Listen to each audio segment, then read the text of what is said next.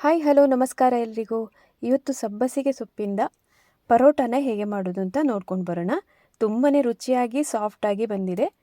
ಮಕ್ಕಳಿಂದ ಹಿಡಿದು ಎಲ್ಲರೂ ತುಂಬಾ ಇಷ್ಟಪಡ್ತಾರೆ. ಇದನ್ನು ಟಿಫಿನಿಗೂ ಕೂಡ ಮಕ್ಕಳಿಗೆ ಹಾಕ್ಕೊಡ್ಬೋದಾದಂತಹ ಈ ಪರೋಟನ ಇವತ್ತು ಹೇಗೆ ಮಾಡೋದು ಅಂತ ನೋಡ್ಕೊಂಡು ಬರೋಣ. ಅದರ ಜೊತೆಗೆ ಇದಕ್ಕೆ ಕಾಂಬಿನೇಷನ್ ಆಗಿ ಮಾಡುವಂಥ ಒಂದು ವೆಜ್ ಕೂರ್ಮನ ಕೂಡ ಮಾಡಿ ತೋರಿಸ್ತೀನಿ. ಹೇಗೆ ಮಾಡೋದು ಅಂತ ನೋಡೋಣ ಬನ್ನಿ. ಎರಡು ರೆಸಿಪಿಗಳನ್ನು ಕೂಡ.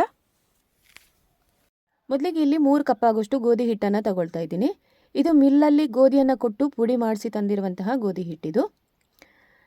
ಇನ್ನು ಇದಕ್ಕೆ ಬಿಸಿ ಮಾಡಿರುವಂತಹ 4 ಟೇಬಲ್ ಸ್ಪೂನ್ ಆಗೋಷ್ಟು ತೆಂಗಿನೆಣ್ಣೆನ ಹಾಕ್ತಾ ಇದ್ದೀನಿ. ತೆಂಗಿನೆಣ್ಣೆ ಸ್ವಲ್ಪ ಹೂ ಬೆಚ್ಚಗಾದರೆ ಸಾಕಾಗುತ್ತೆ. ಅದನ್ನು ಹಾಕಿದ ನಂತರ ರುಚಿಗೆ ಎಷ್ಟು ಬೇಕೋ ಅಷ್ಟು ಉಪ್ಪನ್ನು ಕೂಡ ಹಾಕಿ ಚೆನ್ನಾಗಿ ಒಮ್ಮೆ ಮಿಕ್ಸ್ ಮಾಡಿಕೊಳ್ಬೇಕು. ಕೈಯಿಂದನೇ ಮಿಕ್ಸ್ ಮಾಡಬೇಕು. ಸರಿಯಾಗಿ ಮಿಕ್ಸ್ ಆದ ನಂತರ ಸ್ವಲ್ಪನೇ ನೀರನ್ನು ಹಾಕ್ಕೊಂಡು ಚಪಾತಿ ಹಿಟ್ಟೆಲ್ಲ ನಾವು ಕಲಿಸ್ಕೊಳ್ತೀವಲ್ಲ ಅದೇ ಥರನೇ ಪರೋಟಕ್ಕೆ ಕೂಡ ಹೀಗೆ ಕಲಿಸ್ಕೊಳ್ಬೇಕಾಗುತ್ತೆ.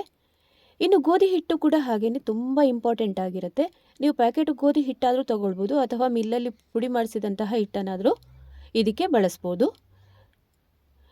ಇದೀಗಾಗಲೇ ಸರಿಯಾಗಿ ಮಿಕ್ಸಪ್ ಆಗಿದೆ. ಇನ್ನೀಗ ನೋಡಿ ಈ ಥರ ನೀರನ್ನು ಹಾಕ್ಕೊಂಡು ಸ್ವಲ್ಪ ನೀರನ್ನು ಹಾಕ್ಕೊಂಡು ಕಲಿಸ್ತಾ ಬರ್ತೀನಿ. ನೋಡಿಕೊಂಡು ಹಾಕ್ಕೊಳ್ಳಿ. ಒಮ್ಮೆಲೆ ನೀರನ್ನು ಸುರಿದ್ರೆ ಹಿಟ್ಟು ಸರಿಯಾಗಿ ಆಗಲ್ಲ, ನೀರಾಗತ್ತೆ ಒಂದೊಂದು ಸಲ. ಈ ಥರ ಸ್ವಲ್ಪನೇ ನೀರನ್ನು ಹಾಕ್ಕೊಂಡು ಹೀಗೆ ಕಲಿಸ್ತಾ ಬರಬೇಕು. ಚಪಾತಿ ಹಿಟ್ಟನ್ನು ನಾವು ನಾದ್ಕೊಳ್ಳೋದ್ರಲ್ಲಿ ಇರುತ್ತೆ. ಸಾಫ್ಟಾಗಿ ಹೂವಿನ ಥರ ಚಪಾತಿ ಬರಬೇಕು ಅಥವಾ ಪರೋಟ ಆಗಲಿ ಯಾವುದೇ ಬರಬೇಕು ಅಂದರೆ ನೋಡಿ ಈ ಥರ ಚೆನ್ನಾಗಿ ನಾದ್ಕೊಳ್ಬೇಕು ಕೈಯಿಂದ. ಈಗಾಗಲೇ ಹಿಟ್ಟನ್ನು ರೆಡಿ ಮಾಡಿ ಇಟ್ಕೊಂಡಿದ್ದೀನಿ. ಒಂದು 5 ನಿಮಿಷಗಳ ಕಾಲ ಹೀಗೇ ನಾನು ನಾದ್ಕೊಂಡೆ. ಇನ್ನು ಇದನ್ನು 10 ನಿಮಿಷ ಹಾಗೇ ರೆಸ್ಟ್ ಆಗೋದಕ್ಕೆ ಬಿಡೋಣ. ನೆಕ್ಸ್ಟ್ ಇಲ್ಲಿ ನಾನು ವೆಜ್ ಕೂರ್ಮನ ಮಾಡ್ಕೊಳ್ಳೋದಕ್ಕೆ ಒಂದು 3 ಆಲೂಗೆಡ್ಡೆ, ಆಮೇಲಿಂದ 1 ಕ್ಯಾರೆಟ್, ಸ್ವಲ್ಪ ಬೀನ್ಸನ್ನು ತಗೊಂಡು ನೋಡಿ ಈ ಥರ ಹೆಚ್ಚಿ ಇಟ್ಕೊಂಡಿದ್ದೀನಿ. ಇನ್ನು ಇದನ್ನು ಒಂದು ಸಣ್ಣ ಪಾತ್ರೆಗಾದರೂ ಹಾಕ್ಬೋದು ಅಥವಾ ನೀವು ಕುಕ್ಕರಲ್ಲಾದರೆ ಬೇಯೋದಕ್ಕೆ ಇಡ್ಬೋದು. ನಾನಿಲ್ಲಿ ಸಣ್ಣ ಪಾತ್ರೆನ ತಗೊಂಡು ಅದಕ್ಕೆ ಹಾಕ್ತಾಯಿದ್ದೀನಿ. ಅದಕ್ಕೆ ಇನ್ನೆಷ್ಟು ನೀರು ಬೇಕೋ ಅಷ್ಟನ್ನು ಹಾಕ್ಕೊಂಡು ಬೇಯೋದಕ್ಕೆ ಇಡೋಣ. 1.5 ಲೋಟದಷ್ಟು ನೀರನ್ನು ಹಾಕ್ಕೊಂಡಿದ್ದೀನಿ. ಅದು ಮುಳುಗುವಷ್ಟು, ತರಕಾರಿ ಎಷ್ಟು ಇದೆ ಅಷ್ಟು ಮುಳುಗುವಷ್ಟು ನೀರನ್ನು ಹಾಕಿದರೆ ಸಾಕಾಗುತ್ತೆ. ಇನ್ನು ಪರೋಟ ಮಾಡ್ಕೊಳ್ಳೋದಕ್ಕೆ ಸಬ್ಬಸಿಗೆ ಸೊಪ್ಪು ಬೇಕಾಗುತ್ತೆ. ನೋಡಿ ಮಾರ್ಕೆಟಿಂದ ತಂದ ನಂತರ ಅದನ್ನು ಚೆನ್ನಾಗಿ ಒಂದು ಸಲ 3-4 ಸರಿ ತೊಳ್ಕೊಳ್ಬೇಕು. ತೊಳೆದಾದ ನಂತರ ಬರೀ ಸೊಪ್ಪನ್ನು ಮಾತ್ರ ಈಗ ಸಪ್ರೇಟಾಗಿ ಮಾಡಿ ಇಟ್ಕೊಳ್ಬೇಕು. ಅದರ ದಂಟೆಲ್ಲ ಬೇಡ. ದಪ್ಪ ಕಾಂಡದ ಥರ ತುಂಬ ದಪ್ಪಕ್ಕೆ ಇರುತ್ತಲ್ಲ, ಅದು ಗಟ್ಟಿಯಾಗಿರುತ್ತೆ ಕೂಡ. ಅದನ್ನೆಲ್ಲ ಸಪ್ರೇಟಾಗಿ ಮಾಡಿ ಇಟ್ಟು ನೋಡಿ ಹೀಗೆ ಬೇರೆ ಮಾಡಿ ಇಟ್ಕೊಂಡಿದ್ದೀನಿ. ಎಲೆ ಮಾತ್ರ ಸಾಕಾಗುತ್ತೆ ಪರೋಟ ಮಾಡ್ಕೊಳ್ಳೋದಕ್ಕೆ. ಹೀಗೆ ಕೈಯಿಂದ ಕೂಡ ಚಿವಟಿ ಸಪ್ರೇಟಾಗಿ ಮಾಡ್ಬೋದು ಅಥವಾ ಚಾಕುವಿನ ಸಹಾಯದಿಂದ ಕೂಡ ಇದನ್ನು ಬೇರೆ ಮಾಡ್ಕೊಳ್ಬೋದು. ನೋಡಿ ಹೀಗೆ ಬಂದಿದೆಯಲ್ಲ, ಇಷ್ಟ ಆದರೆ ಸಾಕಾಗುತ್ತೆ. ಇನ್ನೀಗ ಬೇರೆ ಮಾಡಿ ಇಟ್ಟಂತಹ ಈ ಸೊಪ್ಪನ್ನು ಸಣ್ಣಕ್ಕೆ ಹೆಚ್ಚಿಕೊಳ್ಬೇಕು. ನೋಡಿ ಈ ಥರ ತುಂಬಾ ಫೈನಾಗಿ ಸಣ್ಣಕ್ಕೆ ಹೆಚ್ಚಿಕೊಳ್ಬೇಕು. ನೋಡಿ ಹೀಗೆ. ಇನ್ನು ಇದರ ದಂಟನ್ನು ಕೂಡ ಹಾಗೆಯೇ ನಾನು ಸಣ್ಣಕ್ಕೆ ಹೆಚ್ಚಿಕೊಂಡು ಇಟ್ಟಿದ್ದೀನಿ. ನೋಡಿ ಇದು ದಂಟು. ಇದನ್ನು ಈಗಾಗಲೇ ಬೇಯೋದಕ್ಕೆ ಇಟ್ಟದಂತಹ ವೆಜ್ ಕೂರ್ಮದ ಹೋಳುಗಳಿದೆಯಲ್ಲ ಅದರ ಜೊತೆಗೆ ಮಿಕ್ಸ್ ಮಾಡಬೇಕು. ತುಂಬಾ ಆರೋಗ್ಯಕ್ಕೆ ಒಳ್ಳೆಯದು. ದಂಟು ತುಂಬ ಸಾಫ್ಟಾಗಿದೆ, ಎಳತ್ತಾಗಿದೆ ಅಂತಂದರೆ ಮಾತ್ರ ಹಾಕಿ, ಇಲ್ಲಾಂದರೆ ಗಟ್ಟಿ ಇದ್ದರೆ ಬೇಡ, ಅದು ಬೇಯೋದಿಲ್ಲ. ನೋಡಿ ಇದರ ಜೊತೆಗೆ ಹೀಗೆ ಮಿಕ್ಸ್ ಮಾಡ್ತಾ ಇದ್ದೀನಿ. ಇನ್ನು ಕೂರ್ಮಕ್ಕೆ ಬೇಕಾಗಿ 1 ಟೊಮೆಟೊನ ಕೂಡ ಅದರ ಜೊತೆಗೆ ಬೇಯೋದಕ್ಕೆ ಹಾಕ್ತಾಯಿದ್ದೀನಿ. ಅದು ಚೆನ್ನಾಗಿ ಬೇಯಬೇಕು ಟೊಮೆಟೊ ಕೂಡ. ಇಲ್ಲಿ ನಾನೊಂದು ಮಿಕ್ಸಿ ಜಾರನ್ನು ತಗೊಂಡು ಅದಕ್ಕೆ 2 ಹಿಡಿ ಆಗುವಷ್ಟು ತೆಂಗಿನಕಾಯಿ ತುರಿನ ತಗೊಂಡಿದ್ದೀನಿ. ಆಮೇಲಿಂದ ಒಂದು 8ರಿಂದ 10 ಆಗುವಷ್ಟು ಕ್ಯಾಶ್ಯೂ ನಟ್ಸ್, ಗೋಡಂಬಿ ಬೀಜ, ಆಮೇಲಿಂದ 1-2 ಏಲಕ್ಕಿ, ಸ್ವಲ್ಪ ಚಕ್ಕೆ, ಆಮೇಲಿಂದ ಹಸಿಮೆಣಸು, ಖಾರಕ್ಕೆ ನಿಮಗೆ ಎಷ್ಟು ಬೇಕೋ ಅಷ್ಟು ಹಾಕಿ ರುಬ್ಬೋದಕ್ಕೆ ನೀರನ್ನು ಕೂಡ ಹಾಕಿ ರುಬ್ಕೊಂಡು ಬರಬೇಕು. ನೈಸ್ ಆಗಬೇಕು. ಇದು ನುಣ್ಣಗೆ ರುಬ್ಬಿ ಆದ ನಂತರ ಆಗಲೇ ಟೊಮೆಟೊನ ಬೇಯಿಸೋದಕ್ಕೆ ಇಟ್ಟಿದ್ದೀವಲ್ಲ ಅದನ್ನು ಕೂಡ ಇದರ ಜೊತೆಗೆ ಹಾಕಿ ರುಬ್ಕೊಂಡು ತರಬೇಕು. ಟೊಮೆಟೊ ಹಾಕಿ ಕೂಡ ಸರಿಯಾಗಿ ಗ್ರೈಂಡ್ ಆದ ನಂತರ ಆಗಲೇ ಬೇಯಿಸಿಟ್ಟಂತಹ ತರಕಾರಿ ಜೊತೆಗೆ ಇದನ್ನು ಹಾಕಿ ಮಿಕ್ಸ್ ಮಾಡಬೇಕು. ಅದರ ಜೊತೆಗೆ ರುಚಿಗೆ ಎಷ್ಟು ಬೇಕಷ್ಟು ಉಪ್ಪನ್ನು ಕೂಡ ಹಾಕ್ಕೊಳ್ತಾ ಇದ್ದೀನಿ. ನೀರು ಕೂಡ ಹಾಗೆಯೇ ನೋಡಿಕೊಂಡು ಹಾಕ್ಕೊಳ್ಳಿ. ದಪ್ಪ ಎಷ್ಟು ಬೇಕು ನಿಮಗೆ ಕನ್ಸಿಸ್ಟೆನ್ಸಿ ನೋಡಿಕೊಂಡು ನೀರನ್ನು ಹಾಕ್ಕೊಳ್ಬೇಕಾಗತ್ತೆ. ಇದೀಗ ಇಷ್ಟು ನೀರು ಇದ್ದರೆ ಇನ್ನು ಕುದಿಯುತ್ತಾ ಬಂದ ಹಾಗೆಯೇ ಗಟ್ಟಿ ಆಗುತ್ತೆ.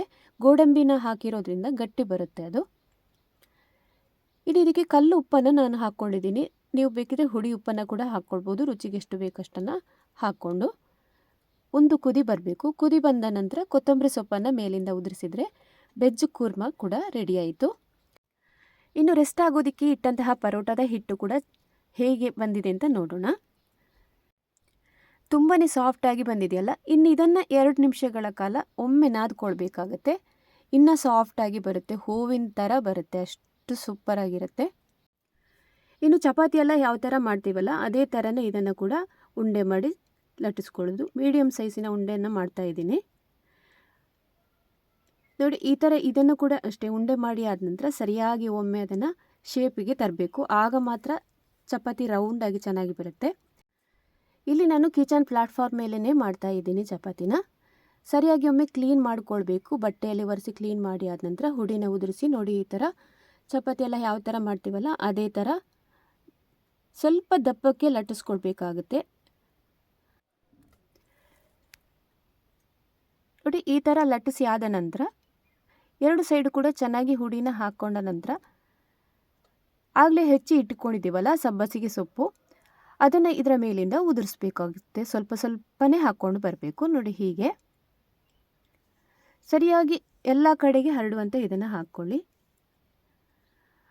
ಆಮೇಲಿಂದ ಇದಕ್ಕೆ ಸ್ವಲ್ಪ ಕೊಲೌಂಜಿ ಸೀಡ್ಸನ್ನು ಕೂಡ ಹಾಕ್ತಾ ಇದ್ದೀನಿ. ಕೊಲೌಂಜಿ ಹಾಕೋದ್ರಿಂದ ತುಂಬಾ ಪರಿಮಳವಾಗಿ ಚೆನ್ನಾಗಿ ಬರುತ್ತೆ. ಇವೆರಡನ್ನ ಮೇಲಿಂದ ಉದುರಿಸಿ ಆದ ನಂತರ ನೋಡಿ ರೋಲಿಂದ ಇದನ್ನು ಸರಿಯಾಗಿ ಸೆಟ್ ಮಾಡ್ಕೊಳ್ಬೇಕೀಗ. ಹೀಗೆ ರೋಲಿಂದ ಸರಿಯಾಗಿ ಸೆಟ್ ಆದ ನಂತರ ಇದನ್ನು ತೆಗೆದಿನ ಕಾವಲಿ ಬಿಸಿಗೆ ಆಗಲೇ ಇಟ್ಟಿದ್ದೀನಿ ನಾನು ನೋಡಿ. ಹೀಗೆ ಹಾಕಿ ಅದರ ಮೇಲಿಂದ ತೆಂಗಿನ ಎಣ್ಣೆನ ಹಾಕ್ಕೊಂಡು ಬಂದರೆ ಆಯಿತು. 2 ಸೈಡು ಕೂಡ ಚೆನ್ನಾಗಿ ಬೇಯಿಸ್ತಾ ಬರಬೇಕು.